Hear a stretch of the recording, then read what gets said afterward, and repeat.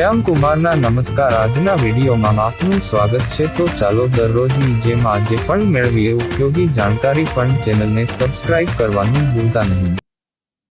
ઉનાળાની ઋતુમાં જો લોકોને સૌથી વધુ મજા આવતી હોય તો તે વોટર પાર્કમાં છે। વેકેશનમાં દરેક વ્યક્તિ એકાદ વાર તો વોટર પાર્કની મુલાકાત લે છે જ। બાળકોથી લઈને મોટા લોકો સુધી દરેક વ્યક્તિ સ્લાઇડ્સ, વેવ પૂલ અને રાઇડ્સનો આનંદ માણવા માંગે છે, પરંતુ આ મજાની સાથે એક ડર ઇન્ફેક્શનનો પણ રહે છે।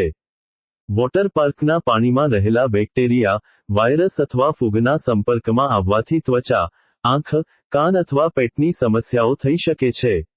જો થોડી સાવધાની રાખવામાં આવે તો આ સમસ્યાઓથી સરળતાથી બચી શકાય છે। અહીં જાણો વોટર પાર્કમાં જતા પહેલા અને પછી કઈ બાબતો ધ્યાનમાં રાખવી મહત્વની છે। સ્વિમિંગ કરતી વખતે સુતરાઉ કપડાં ન પહેરો। તેના બદલે શરીર ઢંકાય તેવા યોગ્ય સ્વિમવેર પસંદ કરો।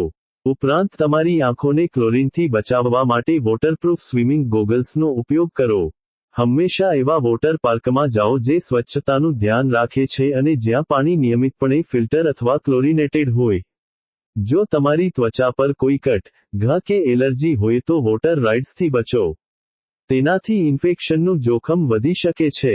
પૂલમાં જતા પહેલા શરીર ધોવાથી અને બહાર આવ્યા પછી સાબુથી સ્નાન કરવાથી ઇન્ફેક્શન અટકે છે। આ આદત તમારા માટે અને બીજાઓ માટે ફાયદાકારક છે। કાનમાં પાણી જવાથી પણ ઇન્ફેક્શન લાગી શકે છે। આ માટે વોટરપ્રૂફ ઇયરપ્લગનો ઉપયોગ કરો। જો આંખોમાં કોઈ બળતરા થાય છે, તો તરત જ સ્વચ્છ પાણીથી ધોઈ લો અને ડોક્ટરનો સંપર્ક કરો। વોટર પાર્કનું પાણી ભૂલથી પણ પીવું બાળકો માટે સૌથી મોટું રિસ્ક બની શકે છે। તે પેટમાં ઇન્ફેક્શન અથવા ફૂડ પોઈઝનિંગનું કારણ બની શકે છે। બાળકોને ખાસ સૂચનાઓ આપો। વોટર પાર્કમાં કોઈ પણ વસ્તુ શેર ન કરો। હંમેશા તમારો પોતાનો ટુવાલ, ચપ્પલ, સનસ્ક્રીન અને અન્ય અંગત વસ્તુઓનો ઉપયોગ કરો। વોટર પાર્કમાં ઘણી બધી શારીરિક પ્રવૃત્તિ થતી હોવાથી ડિહાઇડ્રેશન થઈ શકે છે। સમયાંતરે પાણી અથવા લીંબુ પાણી પીતા રહો।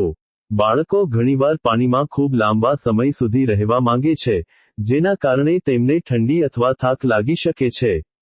તેમને સમય પર વિરામ આપો અને તેમને યોગ્ય કપડાં પહેરાવો।